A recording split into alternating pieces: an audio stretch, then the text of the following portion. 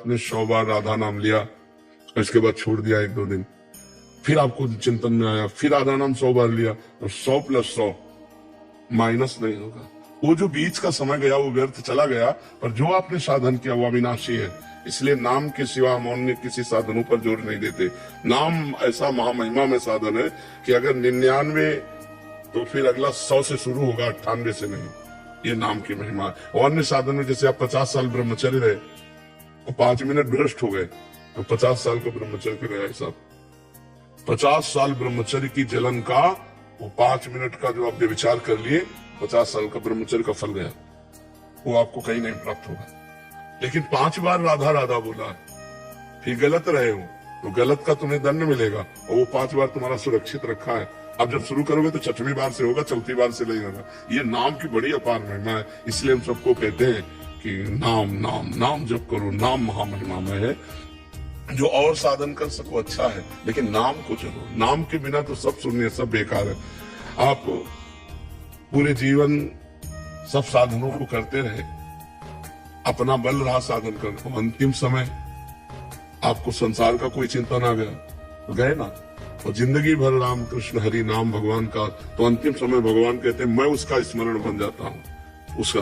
अब अगला जो जन्म होगा बड़ा तेजस्वी तपस्वी ऐसे महापुरुषों के घर जन्म होगा, जहाँ जन्म से ही भक्ति के संस्कार मिलेंगे। तो हमें लगता है कि जो शास्त्र सम्मत बात है कि कलयुग में यज्ञ पूजा नाना प्रकार के और जो साधन है इनकी प्रधानता नहीं है। कलयुग में हरे नामयु केवलम कलौ नास्ते हो गति अन्यथा।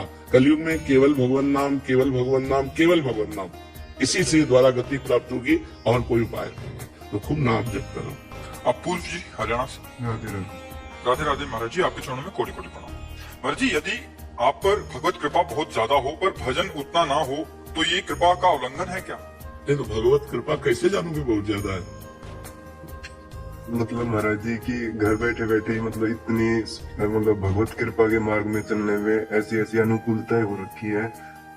नहीं, आप अनुकूलता को भगवत कृपा में, अनुकूलता मतलब भगवत मार्ग पे चलने की। क्या अनुकूलता कि मतलब बैठे बैठे के नहीं, शब्द पर आप शब्द पर ध्यान दो। आपके भजन ना हो, शब्द पर ध्यान दो। आपका प्रश्न है भजन ना हो लेकिन भगवत कृपा हो। तो भजन ना हो भगवत कृपा हो, भजन ना हो उतना भजन हो। कितना कि मतलब दिन रात भजन में लगे रहे। हाँ, दिन रात में, लेकिन प्रयासरत तो है ना। हम दिन लक्ष्य तक पहुंचने के लिए प्रयासरत तो है ना। क्योंकि कृपा को हम कभी अनुकूलता में नहीं तोल सकते। नहीं, शब्द है ना, भजन ना बनता हो और भगवत कृपा हो तो फिर भगवत कृपा का स्वरूप क्या है? भजन ही तो है ना, सिर्फ भजन है। भगवत कृपा का स्वरूप सिर्फ भजन है, केवल भजन है। ये तो पुण्यों से प्राप्त होते हैं, यश कीर्ति रुपया पैसा लड़का बच्चा सब अनुकूलता, ये पूर्व की तपस्या और पुण्य से प्राप्त होते हैं। इसका भजन से कोई लेना देना नहीं। ये तो देखो पापी लोग भी हैं, कोई भजन नहीं करते, लेकिन पूर्व का पुण्य है। सुतदारा धन लक्ष्मी पापियों के घर हुए, संत समागम हरि कथा तुलसी दुर्लभ, तो भजन हो रहा चकाचक, यही हमारी श्री जी की कृपा है। और भजन नहीं हो रहा तो अब कृपा फिर शब्द कहने में हमें संशय लगेगा। महाराज मतलब दिन रात वो कृपा के अनुकूल दिन रात भजन नहीं। हाँ, ये हम तुम्हारी बात सम्मान करते हैं कि हमें जैसा भजन होना चाहिए वैसा नहीं होता है, हमें और अधिक भजन चाहिए। तो ये भगवत कृपा पहुंचा देगी वहां तक। आप अपना प्रयत्न और भगवत कृपा दोनों का सहारा ले। केवल भगवत कृपा का सहारा शब्द कह के बैठ गए प्रमाद स्थिति में तो बात नहीं बनेगी। अपना प्रयास और फिर भगवत कृपा, तो उससे भजन की पूर्णता हो जाएगी। हम बार बार नाम को भूलते हैं तो बार बार उसका स्मरण करें, बार बार स्मरण करें, तो इस अभ्यास से हमारे मन पे नाम अंकित हो जाएगा। जब कुआं में बड़ा भारी सिल रखते थे ना, वो पानी उससे घसीटते थे, तो करत करत अभ्यास के जड़मत होत सुजान, रस्सी आवत जाते ही सिल पर होत निशान। तो ऐसे मन पर निशान होने, राम राम राधा राधा कृष्ण कृष्ण। तो ऐसे हमारा मन स्वयं नाम जप करने लगेगा, हम अभ्यास करते रहे। और जब मन से भजन होने लगेगा फिर निहाल हो जाता है जी, क्योंकि करना नहीं पड़ता ना, होता है। और जब होता है तो फिर आनंद में तो कभी रोने लगता है, कभी नाचने लगता है, कभी एकदम कृतकृत हो जाता है। बड़ा भजन का सुख है।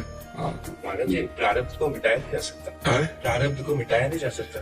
नहीं मिटाया जा सकता है, लेकिन प्रारब्ध को मिटाने चले तो भगवत प्राप्ति रुक जाएगी। तो जरूरी भगवत प्राप्ति या प्रारब्ध मिटाना? मान लो ये रोग है, अब इसको मिटाने चले तो शरीर पूरा हो जाएगा, भगवत प्राप्ति हो नहीं पाई तो फायदा क्या हुआ? तो प्रारब्ध भोग लेते हैं, भगवत प्राप्ति कर लेते हैं।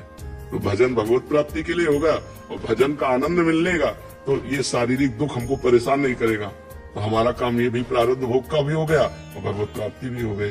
जिनको भजन से भगवत प्राप्ति नहीं करनी वो उतना भजन कर ही नहीं सकते जिससे प्रारब्ध मिटे, और जो प्रारब्ध मिटाने की क्षमता रखते हैं वो प्रारब्ध मिटाना नहीं चाहते क्योंकि भगवत प्राप्ति करना चाहते हैं।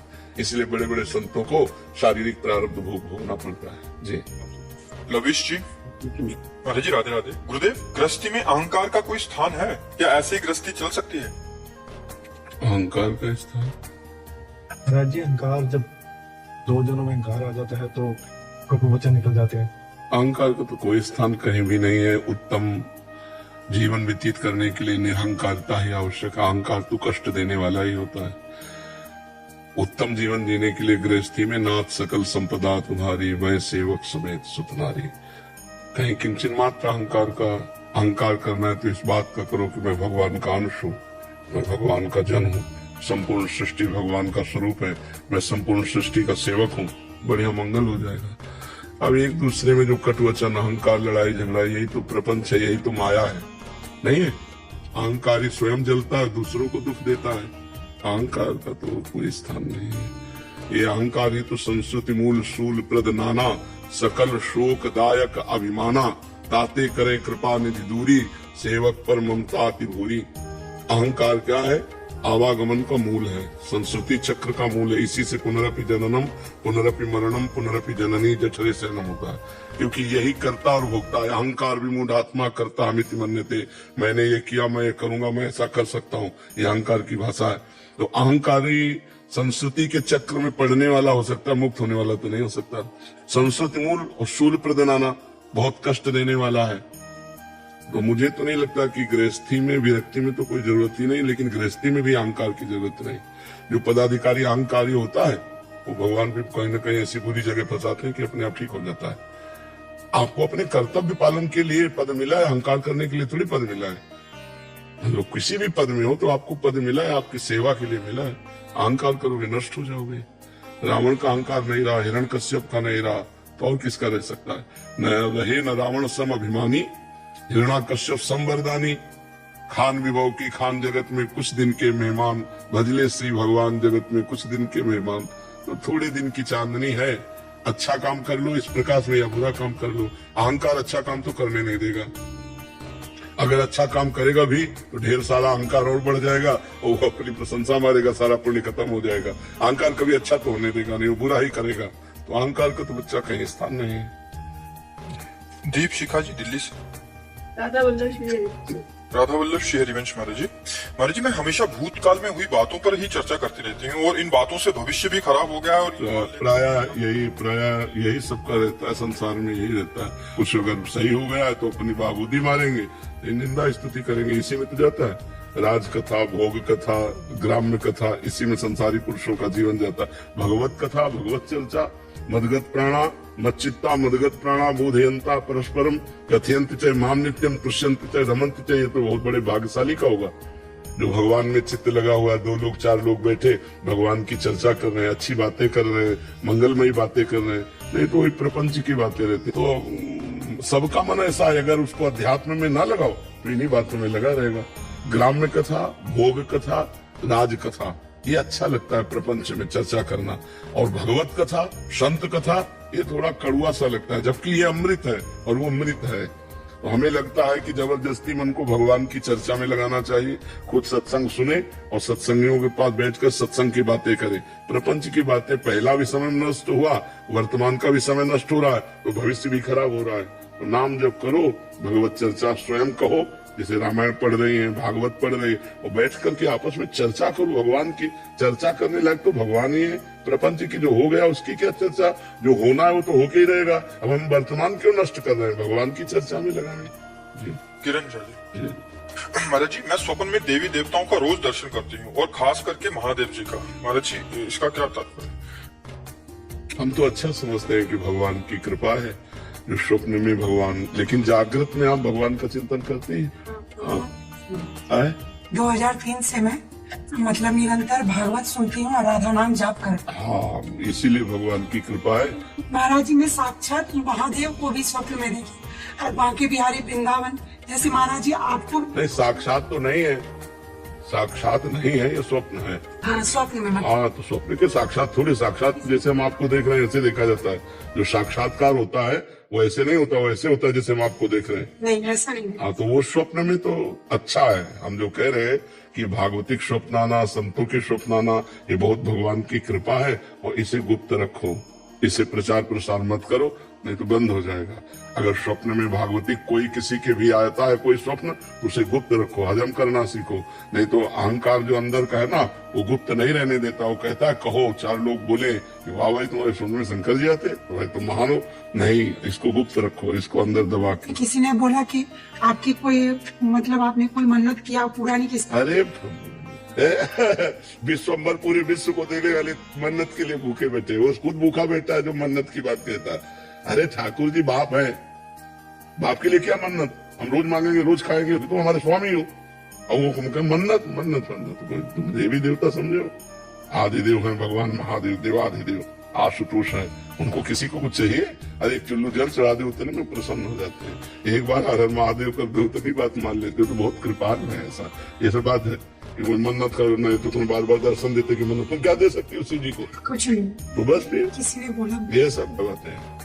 नाम जप करो, भगवत कथा लीला सुनो, गाओ, और जब भगवान भगवान के स्वप्न आदि में दर्शन हो तो कृपा मनाओ और गुप्त रखो। ठीक है जी। रोहित अनेजा जी, गुरुग्राम से। महाराज जी, कभी कभी मैं अपनी नौकरी और अपने भविष्य को लेकर असुरक्षित महसूस करता हूँ और ये असुरक्षा मुझे बहुत परेशान करती है। इस असुरक्षा को दूर करने क्या है कि जब तक भगवान का भरोसा नहीं होता तो जीव फिर अपनी हैसियत से चिंतन करता है, तो उसे परेशानी हो जाती है कि अगर ऐसा हुआ तो फिर क्या हुआ, अगर ऐसा हुआ तो क्या हुआ, फिर वो परेशान हो जाता है। तो हमें लगता है कि भगवान का भरोसा कर लो कि अगर ऐसा हुआ तो भगवान कोई नया रास्ता निकाल देंगे। भरोसो दृढ़ चरणन के हो, हमें भरोसा भगवान पर है। एक मार्ग बंद होगा तो दूसरा खोल देगा। अच्छा, भगवान का भरोसा नहीं तो विचलित तो हो ही जाओगे फिर, क्योंकि संसार में जैसे आपका नौकरी के द्वारा पूरा परिवार पोषण हो रहा है, तो मन में लगा अगर नौकरी छूट गई तो हम चिंतित हो जाते हैं अपने बोझा लेकर के। और यदि हम भगवान को भी बोझा दे दें कि आज जो मुझे नौकरी से ऐसे दिला रहा है, कल वो हमारी कहीं और व्यवस्था कर देगा, तो आज निश्चिंत हो जाओगे आप। भगवान के भरोसे हो जाओ, वो निश्चिंत कर देते हैं। भगवान का भरोसा अगर नहीं है तो निश्चिंतता नहीं आती। देखो, हम एक प्रसंग सुनाते हैं। भीष्म पितामह जिस समय सेनापति बने, दुर्योधन के कौरव पक्ष के सेनापति, तो रोज 10,000 महारथी मारते थे। 10,000 महारथी भीष्म जी, महान धनुर्धर, लेकिन एक भी पांडव को खरोच नहीं आती थी। तो दुर्योधन जल जाता। जब शाम के युद्ध का निर्णय सुने, बोले एक भी पांडव नहीं मारा गया। भीष्म जैसे सेनापति, एक भी पांडव नहीं मारा गया। तो उनके शिविर में जाकर के रोज इस बात के लिए झगड़ा करता। तो भीष्म जी भाव में आए तो 5 बाण निकाल के रख दिए और कहा, कल मैं यदि जीवित रहा तो 5 पांडवों का वध निश्चित समझो। और उनको पता था कि मैं जीवित ही क्यों रहूंगा, जिसके रक्षा में भगवान है, तो मैं समर्थ नहीं रह पाऊंगा कि पांडवों को मार दूं। पर ये रोज रोज कहता, तो उन्होंने, अब ये खबर फैल गई पूरे दोनों शिविरों में कि भीष्म ने प्रतिज्ञा की कल 5 पांडवों का वध होगा। इतने में द्रौपदी जी आ गई। बोले प्रभु सुना? बोले हाँ सुना कि 5 पांडवों के वध का उन्होंने 5 बाण निकाल लिए। द्रौपदी जी का, अच्छा अपने दासी के कपड़े लाओ। भगवान ने दासी के वस्त्र पहने। द्रौपदी जी का आगे आगे चलो भीष्म पितामह के शिविर की तरफ, पीछे दासी, आगे द्रौपदी। सब कोई समझ रहा है कि दुर्योधन अभी आशीर्वाद लेके गया है। 5 पांडव, तो किसी ने रोका ही नहीं, सीधे भीष्म जी के सामने गए। वो संध्या के समय जप कर रहे थे, जाकर प्रणाम किया पितामह। तो उनको भी यही बात समझ में आई कि दुर्योधन की पत्नी आई है। दुर्योधन की पत्नी आई क्योंकि दुर्योधन अभी गया कह करके। तो हम 5 पांडवों के वध का प्रण किया, तो प्रसन्न होकर बताया होगा तो उसकी तो उनका सौभाग्यवती भाव, संध्या का समय था। तो द्रौपदी जी ने हटाया और कहा कि आप प्रण करते हो सौभाग्य उजाड़ने का और आशीर्वाद देते हो सौभाग्यवती भाव का, हम क्या माने कि कौन सा भीष्म सत्य है, सौभाग्य उजाड़ने वाला या सौभाग्य देने वाला? भीष्म जी का माला छूट गया। उनका वो कहा जो तुम्हें यहाँ लाया है, क्योंकि इतनी चतुराई से तेरे को यहाँ तक इस समय पहुंचाना केवल उसी का कार्य है। भीष्म जी खड़े हो गए और देखा तो दरवाजे में दासी बने खड़े थे भगवान। भीष्म जी ने जब देखा तो कहा, बेटी तेरे सौभाग्य को कौन उजाड़ सकता है? हम जैसे सैकड़ों भीष्म तो भी नहीं उजाड़ सकते, जिसका रक्षक ये गोविंद तुम्हारे लिए दासी बन के आया है तुम्हारे पर। तो भगवान से कहा, मेरा प्रण तो तुम तोड़ दिए, लेकिन तुम्हारा भी प्रण तोड़ूंगा कल। तुमने कहा युद्ध में मैं अस्त्र ग्रहण नहीं करूंगा, और कल मैं गंगा का पुत्र नहीं कहूंगा अगर तुमसे अस्त्र न ग्रहण करा। तो भगवान ने कहा, ये बात हो जाएगी, अपनो प्रण विसार भगत को पूर्व प्रण निभाऊं। फिर भगवान से कहा कि प्रभु अगर जीवित रहा तो मैं बाण संधान करूंगा पांडवों के ऊपर। तो आप ये करना कि जो ही मैं युद्ध क्षेत्र में जाऊं कल, तो सामने शिखंडी को खड़ा कर देना। शिखंडी आज भी मेरी दृष्टि में अम्मा है, और मैं स्त्री पर कभी बाण नहीं चलाता। इतने में अर्जुन से कह देना मुझे बाणों की सैया पे सुला दे। अब भगवान लौट करके आए तो देखा पांडव चैन से सो रहे हैं। तो पांडवों को जगाऊंगा। भीष्म ने प्रतिज्ञा की है 5 पांडवों को मारने की। बोले हाँ पता है। बोले तुम चैन से सो क्यों रहे हो? बोले जिसके तुम रक्षक हो तो चैन से हम सोए, आप खुद व्यवस्था करो। तो समझ रहे हो ना, अगर भगवान का भरोसा है तो चैन से सोगे, वो व्यवस्था खुद कर देंगे। और भगवान का भरोसा नहीं तो अपनी परेशानी, अपनी जिम्मेवारी लेने पर हम परेशान हो जाएं, क्योंकि हम मनुष्य हैं। हमारी क्षमता ईश्वरीय शक्ति के आगे नहीं है। अगर ईश्वर का, तो ईश्वरीय शक्ति के आगे किसी का ऐसा नहीं कि कार्य बिगड़ जाए, सदैव बनते ही पाया गया है। तो आप भगवान का भरोसा लीजिए, चिंता मत कीजिए, थोड़ा नाम जप कीजिए, और भगवान के आश्रित रहे कि होगा वही प्यारे जो राम जी को भाएगा। और राम जी है मंगल भवन अमंगल हारी। अमंगल हो नहीं सकता, हो ही नहीं सकता, इसलिए भगवान के भरोसे रहिए। नंदा जी अलवर से, राधे राधे महाराज जी। महाराज जी, हम कहीं जन्म लेते हैं, जन्म के उपरांत कई संबंध एकदम परिवार जैसे हो जाते हैं, फिर विवाह के बाद एक परिवार मिल जाता है। क्या ये पूर्व से निर्धारित होता है, अर्थात इसको पूर्व जन्म बोले या प्रारब्ध? नहीं, पूर्व का जो हमारा कर्म संस्कार है वही प्रारब्ध बनकर हमको जन्म दिलाता है, वही हमको सारे संबंध दिलाता है पूर्व जन्म के। और इसके बाद धर्म से विपरीत जो व्यभिचार होता है वो नवीन कर्म होता है। जैसे हमारा पाणी ग्रहण संस्कार हुआ, हम अपने पति को प्राप्त हुए, अब इसके बाद हम पर पुरुष का, तो ये हमारा नवीन कर्म है, ये पाप कर्म है, हमारी दुर्गति कराएगा। इसी जन्म में अगले आएगा, आगे आएगा। पतिवंचक पर पति रति करई, रो रो नरक कल्प सत परई। 100 कल्प तक उसे रो रो नरक प्राप्त होता है, जो व्यभिचारिणी स्त्री होती है या व्यभिचारी पुरुष होता है। तो अगर हम पूर्व प्रारब्ध के अनुसार चलते रहे तो हमसे पाप कर्म नहीं होने पाएंगे, और नवीन पुरुषार्थ धर्म पूर्वक करते रहे तो हमारा संचित कर्म भस्म हो जाएगा, क्रियमाण निष्फल हो जाएगा, प्रारब्ध को भोगने की क्षमता आ जाएगी, और इसी जन्म में हम मुक्त हो जाएंगे। और जी जो अंदर गलत करने के विचार आते हैं, या उनको काटना है, उनको क्रिया में नहीं परिणत होने देना, उनको विवेक के द्वारा काटना है। और ये काटने का बल आता है भजन से, इसलिए हम कहते हैं नाम जप करो। नाम जप के बिना इतनी हिम्मत नहीं कि गंदे विचारों को काट सके आप। वो क्रियान्वित हो ही जाएगा, क्रियान्वित हो जाएगा तो नया कर्म बन गया, उसको भोगना पड़ेगा। और जी प्रारब्ध प्रेरित नहीं करता? प्रारब्ध केवल प्रेरणा कर सकता है, क्रिया नहीं करवा सकता। जी तो आगे जो हमारी जनरेशन आएगी जैसे, तो क्या वो भी प्रारब्ध है या पहले से तय है? तो हाँ पहले से तय है, हाँ पहले से तय है। संतान होगी कौन? हाँ कैसी होगी ये भी तय है, कैसी होगी, कैसे स्वभाव वाली होगी, कितना स्वास्थ्य ठीक होगा, कितना स्वास्थ्य खराब होगा, ये सब होगी, कितने दिन टिकेगी, ये भी प्रारब्ध है। जी महाराज जी, आपने एक बार एकांतिक वार्तालाप में किसी ने प्रश्न किया था कि आपके जाने के बाद केलीवन का क्या होगा, तो आपने कहा था कि वैसे ही रहेगा। तो आपने कहा था कि 100% तो नहीं रहेगा, सेम टू सेम। तो महाराज जी, जीवित गुरु के बिना भी हमारी लाइफ कैसे हो जाएगी? हाँ, ये तो मतलब आप तो मान लो गृहस्थी में आपके तो कोई है भी, ऐसे सैकड़ों बच्चे हैं जिनके केवल हम ही हैं, जिन्होंने घर परिवार सब त्याग कर विरक्त वेश ले लिया है। तो उनके लिए प्रश्न तो बहुत ही कड़वा है कि अगर हमारे बिना उनका कैसे रहना होगा। हम बात नहीं करते लेकिन वो देखकर ही जीवित है। बच्चियां हैं, बच्चे हैं, सैकड़ों की संख्या में है, और केवल हमारे प्यार और दुलार से ही तो जीवित है, क्योंकि एक हमारी दिनचर्या है। उसी दिनचर्या में वो देख ले, सुन रहे हैं कथा वार्ता, और इतना ही है। पर्सनल बैठकर जैसे आप सौभाग्य प्राप्त हमारे बच्चे भी नहीं प्राप्त कर पाते, क्योंकि कभी साल 6 महीने में ऐसा हुआ कि ऐसे बैठाल कर बात कर ली तो कर ली। और उनका जीवन ही केवल हम ही है, न वो श्री जी को जानते हैं और घर परिवार त्याग दिया है। अब कल ये शरीर ना रहे तो उनका जीवन। आपको तो डायरेक्ट कनेक्शन है शिव जी से, आप उनको बोलिए हमारी उम्र आपको लग जाएगा, आपको दुनिया की बहुत जरूरत है। इसमें एक बात यह है, अब हमारी स्थिति को आप नहीं समझ पाएंगे। हमारी स्थिति श्री जी के रिमोट से चल रही है। अगर वो ऑफ हमें ऑन नहीं करवाना। क्यों? क्योंकि आपकी इच्छा में हमारी इच्छा है। और देखो, उनकी इच्छा है कि मैं ये सेवा करूं, तो किडनी फेल है, प्राय अब रोज डायलिसिस होता है और बहुत अच्छे से दिनचर्या चल रही है। तो उनकी कृपा, अगर उनको चलाना है तो 20 वर्ष चला देंगे इसी में, और उनको नहीं चलाना तो 20 सेकंड भारी पड़ जाएंगे जीना। तो हम उनसे क्यों प्रार्थना करें? हम तो आपके नौकर हैं, जहां नौकरी दोगे वहां चले जाएंगे। अब सरकारी ऑफिसर कि मुझे ये क्षेत्र बहुत पसंद आया, मुझे स्थायी कर दो, तो नहीं कर पाएंगे। स्थायी उनको ट्रांसफर करना पड़ेगा, नहीं करना पड़ेगा तो ऐसे ही ट्रांसफर होगा।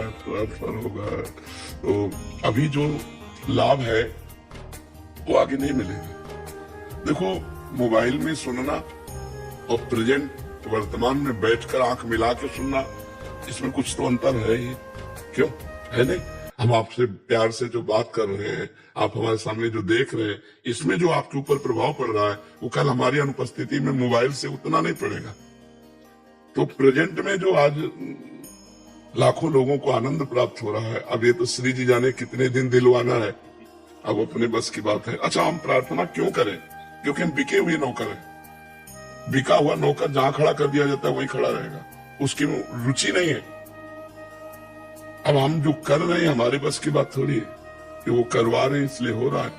अगर वो बंद करवा दे तो अभी कल से बंद हो जाए, हमारी सामर्थ्य नहीं है। हमारी सामर्थ्य नहीं कि हम आपके प्रश्न के उत्तर दे सके। कक्षा 9 पढ़े, उनका यहाँ आचार्य डिग्री ये सब कुछ लिया नहीं जाके। शरीर अस्वस्थ है, किडनी फेल है दोनों, ये सब कुछ अलौकिक हो रहा है। तो उनको अगर आपको लाभ दिलाना है तो वो दिलवाती रहेंगी। कब तक? अभी है नहीं। देखो, भगवान भी अवतरित हुए श्री कृष्ण चंद्र जी तो 125 वर्ष में अंतर्धान हुए। इस लोक का नाम मृत्यु लोक है। यहाँ जो भी जन्म लेगा उसको मरना पड़ेगा, उसको शरीर छोड़ना पड़ेगा, चाहे जितना आप चाहो। पर वो भगवान का विधान होता है, जितने दिन जीना है उतने दिन जीना, इसके बाद से तो जब तक है तब तक लाभ ले लो। और एक शिफाली जी हैं, वो कह रहे हैं कि महाराज जी आपसे प्रार्थना है कभी भी जाने की बात ना किया करें, बहुत दुख होता है, चाहे जो बात करें पर ये बात मत करें। एक तो हमने आपकी सारा ज्ञान तो कंप्लीट हो जाता है, ज्ञान काम नहीं करता कहते। अच्छा, जाने की बात इसलिए करते रहते हैं कि तैयारी रखो इस बात को भी झेलने की, सहने की। नहीं, अचानक नहीं सह पाओगे। हम जैसे हमसे कोई ज्यादा प्रियता की बात करता है तो हम एक टेबलेट ही जरूर दे देते हैं कि अभी जो हमारी बात मान लो, नहीं कल हम आपको बात बताने के लिए नहीं रहेंगे।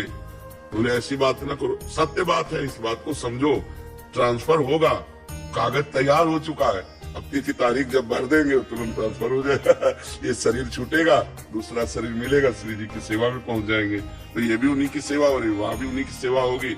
अब ये जरूर है कि ये असहनीय विषय है, जैसे अपने गुरुदेव से वियोग होना, उनकी छत्र छाया प्रगट में हट जाना, इसमें कोई ज्ञान नहीं काम करेगा, हमारा नहीं करेगा, आपका क्या बात है। जैसे हमारे गुरुदेव है तो हमारे सर्वस्व है, आंख मिला दी, मुस्कुरा दिए तो ऐसा लगता है कि सब कुछ मिल गया। अब वो पता चले वो अंतर ध्यान हो गए तो जीवन का मतलब अस्तित्व ही किस बात का रह गया, उन्हीं से हम हैं। तो आज मैं ब्रजवासी हूँ, मैं पहले भी आया था आपके पास में, तो मन संतुष्ट नहीं रहता था मेरा। तो आपने बोला था कि श्री जी का चिंतन किया करो तो बड़ा आनंद आता है। आपने बोला था कि मेरे को बताइएगा जब आप आएंगे तो। जी जी।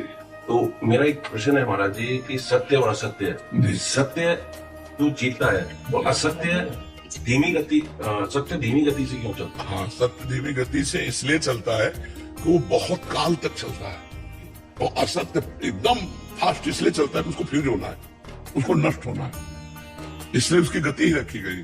धीमी गति से चलेगा और क्रम बाई क्रम उन्नति को प्राप्त होता चला जाएगा। वो उसकी उन्नति स्थायी होगी, और जो असत्य होगा फटाफट उन्नति को प्राप्त होगा, क्योंकि उसका नाश होना है, उसका पतन होना है। सिद्धांत है।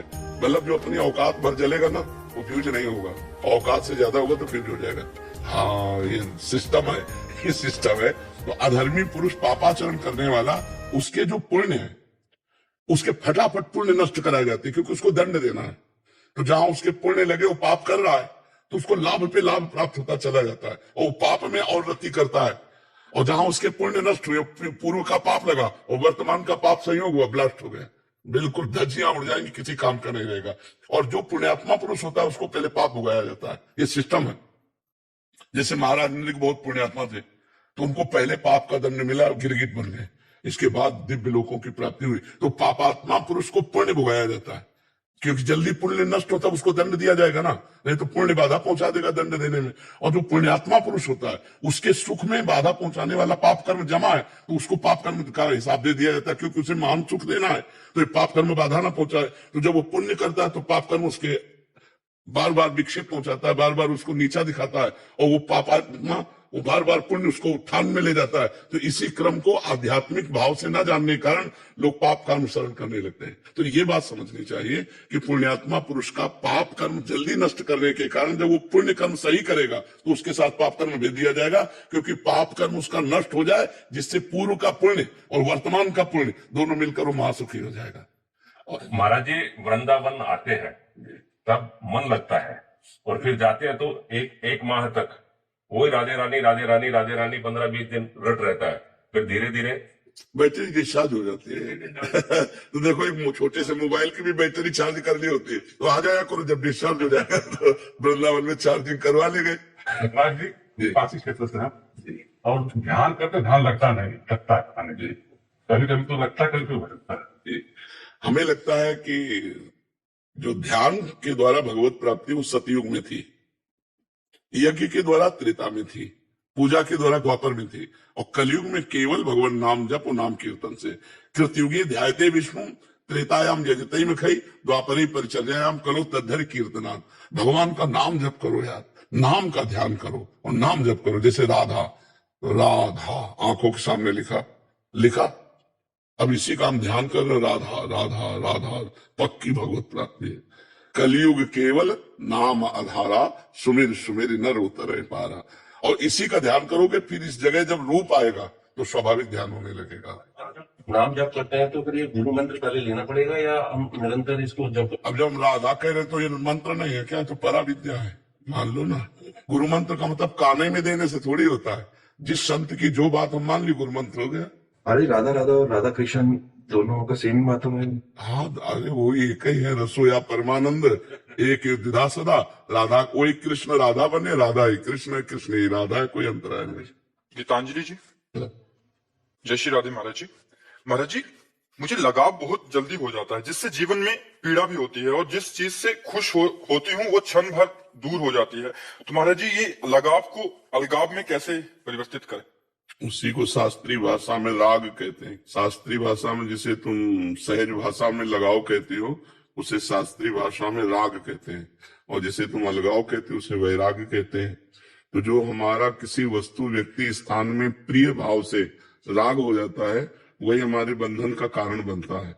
तो वैराग्य के लिए सबसे पहले हमको नाम जप करना होगा, क्योंकि अंतःकरण जब हमारा पवित्र होगा तो ये चिपकावपन, लगावपन, रागात्मक वृत्ति इसका नाश हो जाता है।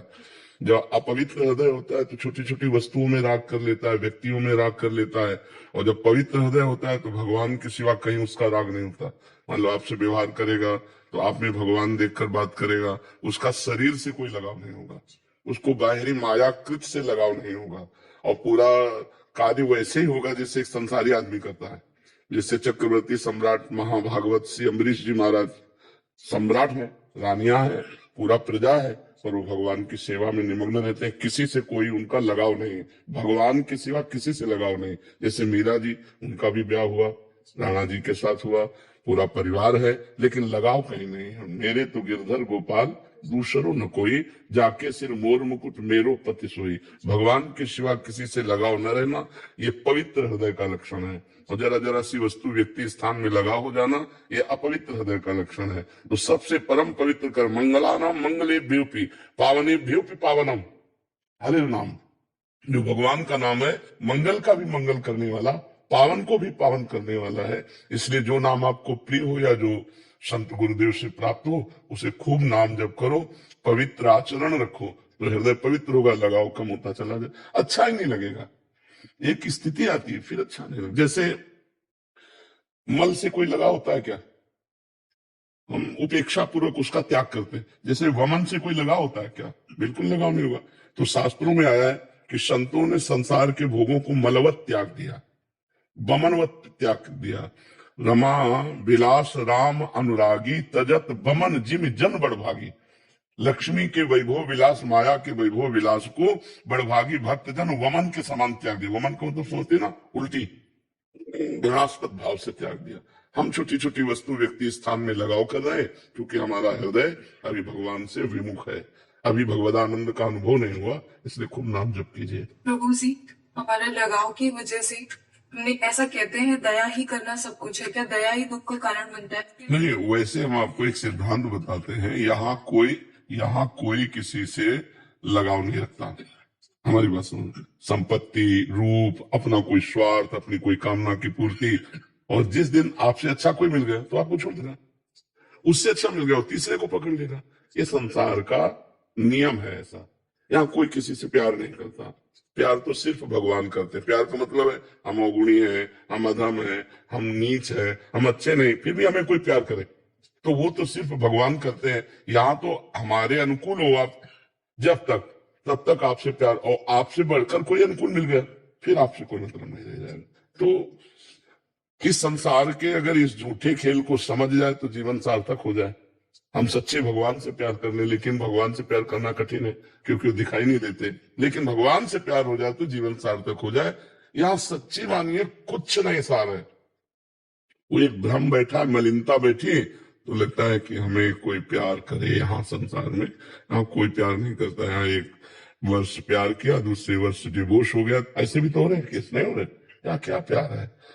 कम से कम प्यार का मतलब इतना तो हो कि दो साथी हैं तो एक दूसरे के दुख सुख की बात समझे, एक दूसरे को क्षमा करे, एक दूसरे के काम आवे। लेकिन ऐसा प्यार कहीं बिरला कोई करता हो तो हमें नहीं पता। स्वार्थ वाला प्यार तो सब करते हैं, जबकि आप बिल्कुल उससे प्यार कर रहे हो यथावत, तो भी वो आपको नहीं स्वीकार करेगा। ये संसार का नियम है, ये नियम है। यहाँ के प्यार का यही परिणाम है यहाँ। इसीलिए सावधान हो जाओ, भगवान की शरण में हो जाओ और भगवान से कहो कि या तो आप प्यार करो या आप भेजो। फिर उनका भेजा जो जन होगा वो एक अलग बात होगी। हम संसार के बहाव में ना बह जाए, नहीं तो जीवन व्यर्थ नष्ट हो जाएगा। जी संदीप जी महाराष्ट्र से। राधे राधे जी महाराज जी, आपके चरणों में कोटि कोटि प्रणाम। महाराज जी, आपके श्रीमुख से बहुत बार सुना है ब्रह्म ज्ञान और ब्रह्म तत्व, परंतु मुझे ये समझना है कि ये क्या होता है, ये कैसे प्राप्त होता है? हाँ, गांव में किसी को एक कील दिखाई जाए और कहा जाए जिस धातु से कील बनी है इसी धातु का एक मकान उड़ता है आकाश में, उसको कैसे समझ में आएगा? समझ रहे हो ना? अगर उसे हवाई जहाज दिखाया जाए, हेलीकॉप्टर दिखाया जाए तो उसकी समझ में आ जाएगी कि नहीं आ जाएगा? जिसने कभी हवाई जहाज नहीं देखा, हेलीकॉप्टर नहीं देखा, वो बताया जाए कि जैसे एक कील है, ऐसे धातु का बना हुआ एक मकान उड़ता है जिसमें 100-200 लोग बैठे रहते हैं, तो कील उछाल के देखेगा नीचे आ जाएगी तो कहेगा पागल बनाते हो क्या? लेकिन होता है ना, टोटल धातु का ही तो बना होता है ना, चाहे वो हवाई जहाज हो चाहे हेलीकॉप्टर हो। तो अगर उसको ज्ञान नहीं तो कैसे समझ पाएगा? ऐसे ही हम अपने स्वरूप को तो जानते नहीं, तो ब्रह्म को कैसे जान जाएंगे? तुमको इस शरीर में रहते हुए कितने साल हो गए? 39, मान लो 40 समझ लो, 40 वर्ष हो गए, लेकिन आपने एक सेकंड भी अपने को नहीं जाना। ईमानदारी से बताओ, अगर अपने को जाना तो यही माना, शरीर को ही आत्मा माना, बहुत मन को आत्मा माना, जो मन कहे वही हमें करना है, वो कहे ये देखो ये देखना, वो सुनो वो सुनना, वो भोगो भोगना है। लेकिन आपने अपने को कभी नहीं जाना। शरीर आपसे अलग है, मन आपसे अलग है, बुद्धि आपसे अलग है, स्वभाव आपसे अलग है। आप ईश्वर के अंश हो और ये प्रकृति का अंश है। शरीर प्रकृति का अंश है, आप ईश्वर के अंश हो। अंतःकरण सूक्ष्म शरीर ये प्रकृति से बना हुआ, आप परमात्मा के अंश हो। स्वभाव प्रकृति का है, आप परमात्मा के अंश हो। इसी बात को जान लेने को ब्रह्म ज्ञान कहते हैं। तो जब अपने स्वरूप को जान लिया जाता है तो उसे कहा जाता है ब्रह्म बोध हो गया है, आप ब्रह्म स्वरूप ही हैं। जैसे गंगा की धारा से 1 चम्मच गंगा जल लो तो गंगा, 1 टैंकर लो तो गंगा जल। तो हम लोग भगवान के अंश हैं। चींटी में भी वही ब्रह्म है, आप में भी वही ब्रह्म है, और ब्रह्मा जी में भी वही ब्रह्म है। उसमें कोई अंतर नहीं। उसी को आत्मा कहते हैं, उसी को परमात्मा कहते हैं, उसी को भगवान कहते हैं, उसी को ब्रह्म कहते हैं। आप अपने स्वरूप को भूल गए हो और आप अपने को पुरुष मानकर इस देश से व्यवहार कर रहे हो। इसलिए लगता है ब्रह्म कोई और है। मैं तो मनुष्य हूं, मैं तो गृहस्थ हूं, ब्रह्म कहाँ हो सकते? तो जितनी बात कही मैं मनुष्य हूं, ये प्रकृति की है। मैं नीच हूं, मैं अधम हूं या उत्तम हूं, ये सब प्रकृति का है। आप तो परमात्मा के अंश है। इसी को जानना ब्रह्म ज्ञान कहते हैं। अभी सुना है, जाना नहीं। अभी हम आपको सुना रहे, आपने जाना नहीं है। और जिस समय जान लोगे तो ब्रह्मविद ब्रह्म ही भवति, जो ब्रह्म को जान लेता है वो ब्रह्म स्वरूप हो जाता है। सोई जाने जे देव जनाई और जानत तुम्हें तुम्हें हो, वो ब्रह्ममय हो जाता है। इसी को कहते हैं ब्रह्म। गुरुदेव, मैं एक अध्यापक हूँ, अध्यापन का कार्य करता हूँ और मेरा अध्यापन का कार्य ईमानदारी से हो और आपका नाम कभी न छूटे। हाँ बिल्कुल ठीक है। दूसरी बात, मैंने आपको दिल से गुरु माना है जी। और ऐसे ही आपकी आज्ञा अनुसार आगे से मेरे मृत्यु के आखिरी सेकंड आपका नाम न छूटे। हाँ, नाम को आप पकड़ो, फिर नाम पकड़ लेगा आपको। पहले साधक को नाम जपने के लिए प्रयास करना पड़ता है, फिर नाम उसे पकड़ लेता है, स्वांतः चलता है, स्वयं चलता है, वैसे स्वयं नाम चलने लगता है, तब वही सिद्ध पुरुष हो जाता है। खूब नाम जप करते रहो, जीवन की सार्थकता यही है, नाम जप करो, खूब नाम जप करो। जी नीरज जी, मृत्यु लोक से है लिखा, नीरज जी मृत्यु लोक से। अच्छा, तो स्वर्ग से भी आते हैं क्या सुरताल? राधे राधे महाराज जी, आपके चरणों में कोटि कोटि प्रणाम। महाराज जी, जो व्यक्ति हर परिस्थिति में प्रसन्न रहता है और मस्त रहता है, जिसको कोई फर्क नहीं पड़ता कि आने वाला कल अच्छा होगा या बुरा, जो भी होगा प्रभु के विधान अनुसार होगा, और अपने इष्ट का नाम जप करता हो, ना कोई इच्छा हो ना कोई खोने का गम हो, वो जीते जी जन्म मरण से मुक्त माना जाता है। बिल्कुल बिल्कुल सही, बिल्कुल सही, यही स्थिति है। पर भगवदाकार वृत्ति होनी चाहिए, शर्त है भगवदाकार वृत्ति होनी चाहिए, बस फिर यही जीवन मुक्तता है। इसी में न कोई इच्छा, न कोई चाह, न कोई भय, न कोई शोक, न संताप, हर समय प्रभु के चिंतन में निमग्न है, वो जीवन मुक्त ही है। जी महाराज जी, कितना नाम जप करना चाहिए कि भगवत प्राप्ति हो जाए? कितने समय में हो जाती है? एक भी श्वास खाली नहीं जाना चाहिए तो भगवत प्राप्ति हो जाएगी। जो समय हम नहीं नाम जप कर पाते वो समय भगवान को समर्पित कर दो, और जिस समय आपको स्मृति आवे खाली हो उस समय नाम जप करो। धीरे धीरे धीरे इस नाम जप का प्रभाव और कर्म समर्पण का प्रभाव जब बनेगा तो हर समय भगवदाकार एक भाव रहेगा।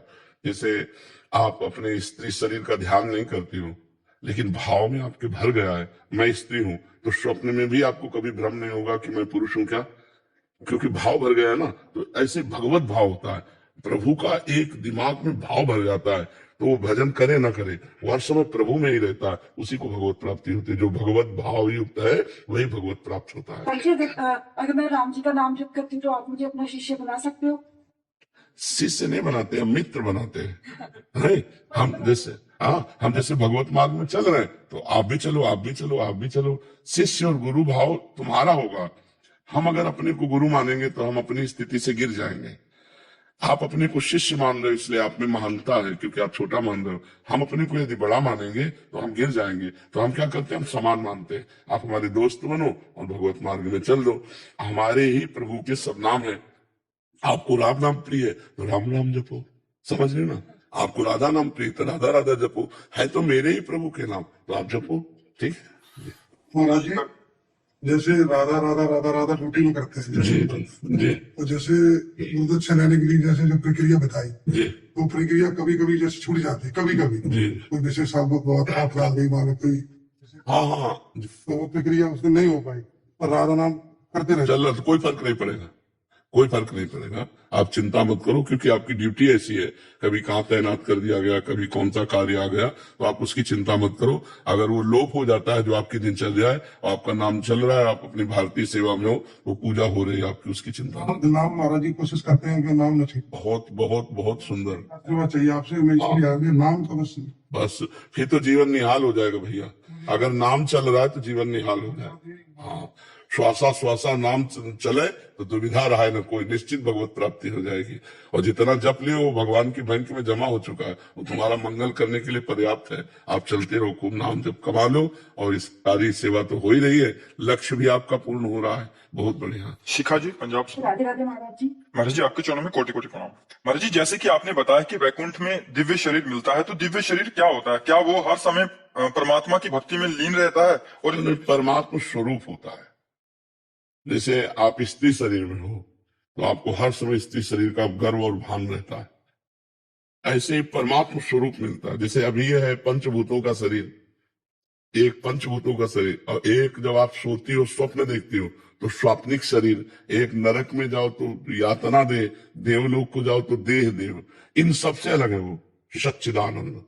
जैसे हमारी आत्मा है वैसे आत्मस्वरूप देह की रचना होती है, चिदानंदमय देह की रचना होती है। तब हम भगवान के समीप भगवान की सेवा, चवर करना, पंखा डुलाना, उनसे बातचीत करना, उनको भोग पवाना, उनके साथ खेलना हंसना, भगवान के साथ खेलना हंसना। जैसे देखो अभी हम तुम सब कोई एक हो जाए और हंसे खेले, आपसे बैठे, आपके साथ खाए पिए कूदे, आपको कैसा लगेगा?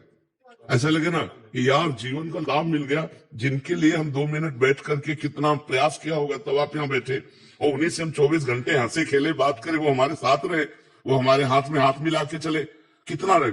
ऐसे ही हम जिनके लिए जीवन भर भजन करते हैं, उन भगवान की जब प्राप्ति होती है, नव किशोर अवस्था उनकी, प्रियाजू लालजू, और उनके साथ हम खेल रहे वृंदावन में, उन्हीं के साथ खा रहे, वहां मरना नहीं, शुगर नहीं होना, ब्लड प्रेशर नहीं होना, किडनी फेल नहीं होना, सच्चिदानंद शरीर, कभी मरना नहीं है, कभी बिछुड़ना नहीं। तो ऐसा जब प्यार होता है प्रभु से, तो वो दिव्य देह से होता है। वो दिव्य देह भगवान प्रदान करते हैं और वो हमें मिलेगी। यदि हम नाम जप कर रहे हैं भगवान की शरण में, तो परिणाम मिलेगा। जैसे ये पोशाक है, ये है पांच भौतिक पोशाक, बहुत घटिया पोशाक है। जरा में टूट जाए, जरा में फूट जाए, जरा में मर जाए, वो पोशाक कभी टूटने फूटने वाली, कोई अस्त्र शस्त्र से छेद नहीं सकता, भूख प्यास नहीं, गर्मी सर्दी बरसात, मतलब ये जितना यहाँ है वो सब कुछ नहीं, चिदानंद में। और वो प्राप्त हो गया, न मरना है, न बिछुड़ना है, न किसी तरह का सुख है, न कोई भय है, न राग है, न मोह है। एक बताओ अलौकिक दिव्य, उसी के लिए तो ऋषि मुनि साधना करते हैं सब कुछ छोड़ करके। तो आप सब कुछ ग्रहण करके भी कर सकते हैं, धर्म पूर्वक जो आपके अधिकार में, उन भोगों को भोगिए और खूब भजन कीजिए, तो वही देह की प्राप्ति हो जाएगी। वो न स्थूल है, न सूक्ष्म है, न कारण, उच्चिदानंद देह है। जैसे गीध ने जब सीता जी की रक्षा के लिए प्रयास किया, तो रावण ने काट दिया पंख, और वो बहुत तरह से घायल होकर जब पृथ्वी पर गिरा, तो आगे भगवान राम आ रहे थे, तो देखा जटायु पड़ा है, और वो भगवान के चरणों का चिंतन कर, आगे पड़ा जटायु देखा, सुमिरत राम चरण की रेखा। भगवान गए और कहा तुम्हारा शरीर रख दे, तो उनका नहीं प्रभु अब नहीं, तो तुरंत शरीर छूटा। गीध देह तज धरि हरि रूपा, 4 भुजा और भगवत स्वरूप होकर भगवान के साकेत धाम को गया। ये दिव्य शरीर होता है। वो दिव्य कैसा होता है? वाणी तो बस इतना ही, देखो वाणी एक लिमिट तक केवल बता सकती है, इसके बाद नहीं। जैसे आपको एक गुलाब जामुन पवाए, आपसे पूछे कितना मीठा है, आपको मीठा है नहीं, कितना मीठा है, बहुत मीठा है नहीं, कैसा स्वाद लग रहा है, तो आप कहोगे, एक ही उत्तर होता है कि खा के देख लो। नहीं, वो आप प्राकृतिक वस्तु का भी स्वाद स्पष्ट नहीं वर्णन कर सकती, फिर चिदानंद भगवान का स्वाद कैसे वर्णन कर सके वाणी? इसकी एक क्षमता है, एक लिमिट है, वो लिमिट तक केवल बोल पाती है, इसके बाद नहीं। अब ये चिदानंद क्या है, इसकी क्षमता नहीं कि बोल दे, क्योंकि प्राकृतिक वाणी तो चिदानंद क्या बोले? वाणी की क्षमता प्राकृतिक रूप के वर्णन की नहीं है, तो चिदानंद रूप का कैसे वर्णन कर दे? इसकी एक लिमिट है। वाणी बहुत छोटी चीज है, एक लिमिट है, वो संकेत मात्र कर सकती है, इसके अलावा नहीं। इसके अलावा अनुभव गम में भजे गए संता, जो अनुभव में आता है वही दिव्य भाव है। वो दिव्य वाणी में नहीं आ सकता, वो अनुभव में आता है। वो सख्य भाव होता है। जो भाव करो भगवान से, भगवान मेरे पति हैं, भगवान मेरे पुत्र हैं, भगवान मेरे शिष्य हैं, भगवान मेरे मित्र हैं, भगवान मेरे प्रीतम है, जो भाव करो भगवान सब भाव स्वीकार करने वाले हैं।